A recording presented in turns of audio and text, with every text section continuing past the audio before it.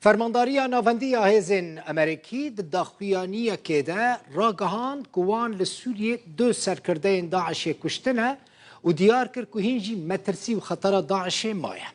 Li gorî daxuyaniyê yek ji kuştiyan yani yek ji wan fermandarên berpirsên Daişê li Sûriyê navê wî Enes bûye û destê wî di plankirina êrişên Daişê de li Sûriyê hebûye.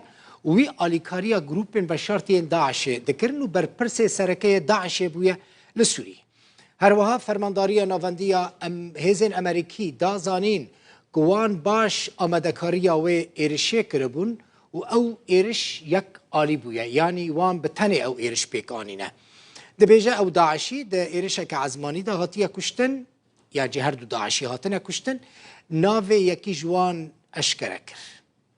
د 20 ماه در باسبوی ده ترکیه لدجی روش آوای کردستان دست به اپراسیونه که نو کربو هسه دجی و دمه گوتو بو که جبر ایرشین ترکیه وان هفکاری خو لگل هف پیمانی نافدلوتی لدجی داعش راوستاندن لپشتی چند روزان کروشنه که آرام بو هسه دجاره کدن لگل هف پیمانی ناف دولتی دست به چالاکیین لدجی داعش کرد.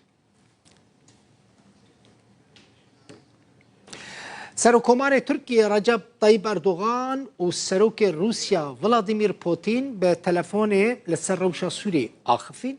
سروکماری ترکیه گوت پیوندیه که تلفنی ده اردوغان جه سروک روسیا پوتین را بحثا ویا که کریه که دوی لگوری رکفتنا سوچی یا سال 2019 به کورانی 3 کیلومتران پکک یپگه و پیده جسینور به دور کبن.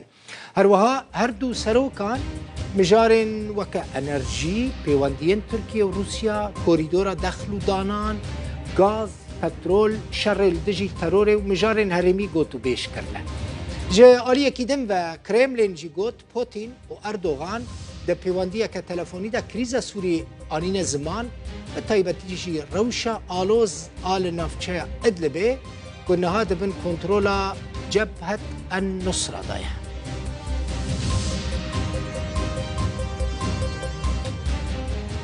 افدامکه روسیا هول ده ریل بر اپراسیون سربازی ترکیه لدجی روز آوای کردستان بگره جبوه یکیجی شان ده که روسی چوی انقره.